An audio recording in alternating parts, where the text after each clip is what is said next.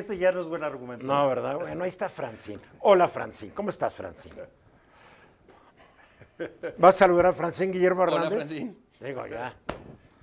Si no les puedes ganar, únete. Bueno, en los últimos 2 días han ocurrido cosas que yo quiero comentar. Primero una y más tarde otra. La primera es el Plan México anunciado esta tarde por la presidenta Sheinbaum. Estaba el gabinete económico, estaban los empresarios, ahí estaba todo el mundo. Y el segundo tema sería el discurso que pronunció ayer con motivo de sus 100 primeros días de gobierno, que demostró que no solamente AMLO puede llenar el Zócalo. Cuando las cosas se hacen bien y el acarreo es bien organizado y además le añades popularidad al gobernante, porque yo sé de mucha gente que fue porque quería ir, ¿no? Pero ni modo que toda la gente haya mandado a hacer sus banderines, etcétera, etcétera, ¿no? También ahí, como en todo el mundo, facilitas que la gente llegue, así se dice, ¿no? Elegantemente. Bueno, el Plan México tiene varios objetivos. Yo me quiero enfocar en, para mí, los más importantes, que son posicionar a México entre las 10 principales economías del mundo. Hoy la economía de México, de acuerdo al Fondo Monetario Internacional, está en el lugar número 12. Y para llegar al número 10, la presidenta dice que queremos llegar, pero para esto tendríamos que crecer nuestra economía en un 4.5% promedio en los próximos 6 años. Y si analizamos, en los últimos 6 años el crecimiento promedio de la economía fue el 2% anual. Si vemos de 1998 a 2023, la economía creció el 2.5% anual. Estamos hablando de un cuarto de siglo. Si analizamos del 2010 al 2018, apenas creció 2.8%. Pero si vemos el PIB per cápita, ¿qué es lo que cuenta? Porque el PIB per cápita es una manera muy aproximada de decir cómo está repartiendo la lana entre todos los habitantes de un país. Del 98 al 2023 apenas creció 0.9% anual. Y en el último sexenio, el pasado de López Obrador, creció 1.2%, lo cual pues, es más que el 0.9, pero sigue siendo un aumento insignificante. O sea, la inflación se comió esto. Punto. Sí. Entonces, veo difícil llegar a ser la economía número 10, porque además creo que el Plan México no considera los aranceles que Donald Trump ha dicho y contradicho que va a poner a partir del próximo 20 de enero sobre las exportaciones mexicanas a su país. Y a esto hay que añadir algo que anunció hoy Joe Biden como despidiéndose de México pintándole un violín, que impone restricciones a las exportaciones de Estados Unidos de chips avanzados, lo cual obviamente va a afectar la economía en diferentes lugares, como la industria automotriz, la industria de la inteligencia artificial, la tecnología, y de paso le da un trancazo al proyecto de la presidenta Sheinbaum de acelerar el desarrollo tecnológico y de inteligencia artificial en México y su uso en el gobierno. O sea, el anuncio de esta mañana es terrible. Así es que al diablo también con Joe Biden. Después dice la presidenta, el Plan México, que hay que invertir la inversión total al 27% del Producto Interno Bruto. Aquí hubo avances importantes. En 2019, la inversión como por ciento del PIB fue del 20.5% y el año pasado ya llegó al 24.3%. Sin embargo, hay un problema grave que el entorno internacional, los aranceles, la inquietud política, la llegada de Trump, tantos lugares en conflicto en el mundo, pueden desincentivar la llegada de inversión extranjera, calmar la inversión nacional, aunque ahorita los empresarios todos estén aplaudiendo, y el gobierno no está dando el mejor ejemplo, porque la inversión pública como porcentaje del PIB bajó del 3 al 2.7 el año pasado y se estima que este año va a bajar al 2.3%. O sea, si tú tienes un gobierno que no da el mejor ejemplo de invertir, pues los empresarios también como que dicen que está pasando aquí.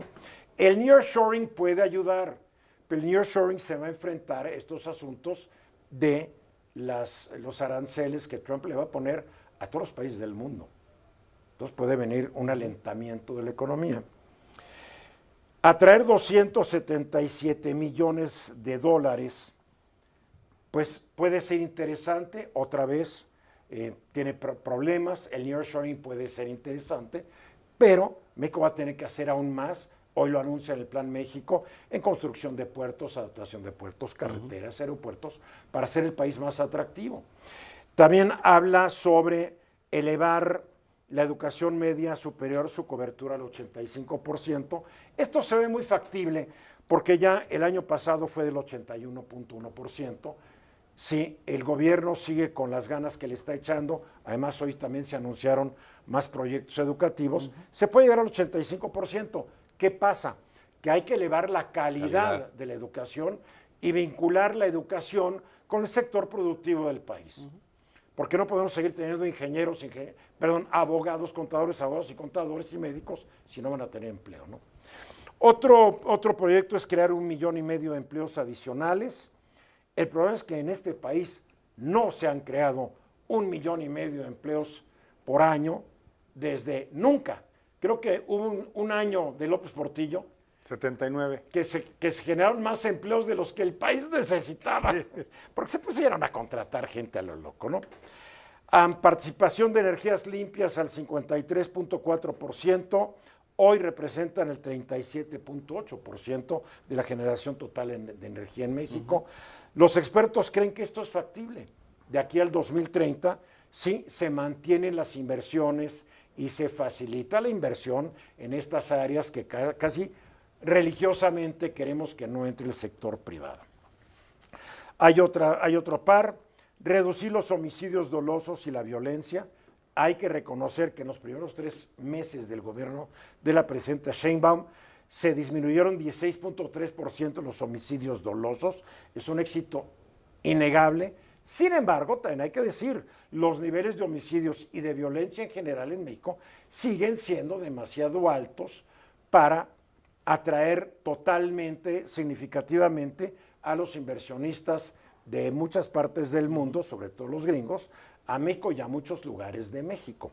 En fin, creo que hay metas que son alcanzables, metas no tan alcanzables y metas que para mí son imposibles de alcanzar, como este crecimiento del 4.5%.